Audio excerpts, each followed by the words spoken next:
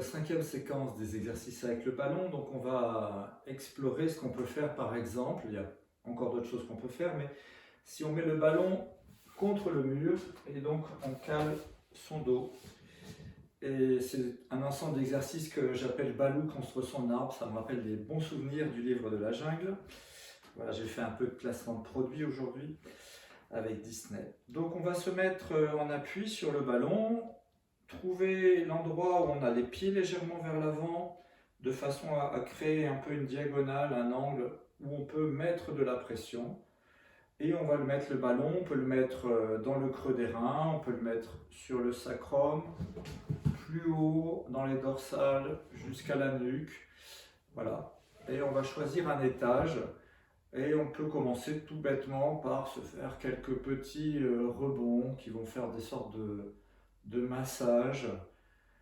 Voilà, et on essaie de relâcher dans ce massage, de se laisser un petit peu aller, d'étaler son dos sur le ballon qui est très confortable. Voilà, un mouvement très simple. Du coup, mes épaules font un petit mouvement pendulaire, ça fait du bien aussi, en prévention des tendinites de l'épaule. Voilà. Donc ce petit mouvement-là, on pourra le faire à différents étages. On va enchaîner en descendant tout doucement. Et donc le ballon, lui, il va un peu remonter pendant que moi je descends. Hein, voilà, il va me masser vers le haut. Voilà.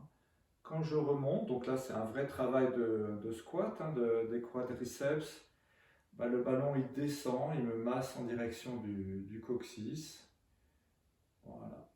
Je peux faire ça lentement ou un peu plus rapidement, un peu plus amplement en fonction de mes capacités articulaires, hein, trouver des accroupis.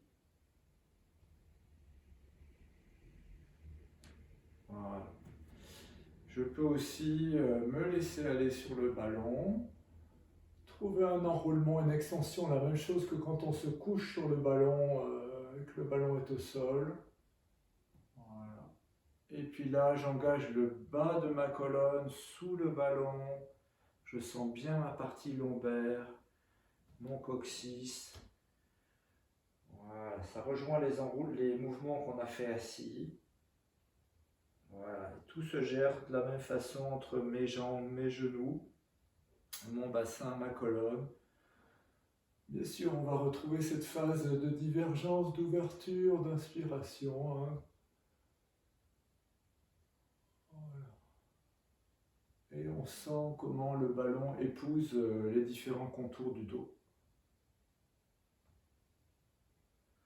Donc voilà, ça peut être répété plein de fois, explorer plus loin dans l'amplitude. Je peux écarter aussi un peu les deux pieds.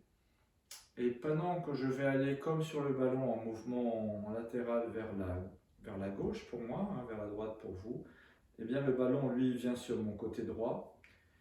Et donc il me masse, il étale les tensions de mes muscles du dos, un peu comme un rouleau à pâtisserie, mais en douceur, hein, c'est très doux. Voilà. Moi, je préfère travailler avec des ballons un peu souples, un peu élastiques, plutôt qu'avec des choses très dures, parce que ça, c'est pas optimal pour les muscles. Hein. On veut travailler avec la réceptivité des muscles et pas leur faire des massages en force. Voilà. Je peux même faire de la danse, venir chercher mes rotations en m'enroulant, toujours avec le support du ballon.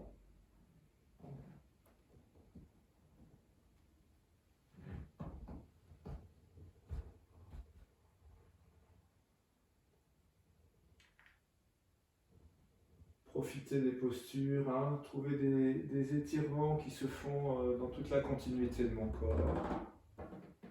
Voilà. Et pareil, comme on avait fait assis, voilà. On va pouvoir terminer des fois avec des rythmes, mais auparavant, voilà, vous pourrez essayer de changer d'étage. Voilà, venir travailler par exemple la région dorsale, cervicale, c'est très différent, ça engage plus les jambes hein, dans l'équilibre. parce que le ballon est plus haut par rapport au centre de gravité, mais ça permet d'aller combiner tout un tas d'exercices où à chaque fois on sent ce qui se passe dans notre colonne, parce que le ballon nous fait une information tactile qui va nous permettre de guider notre mouvement et notre présence à notre corps de façon beaucoup plus précise dans cette colonne vertébrale et les muscles autour qui ne sont pas très faciles à sentir. Voilà pour cette séquence.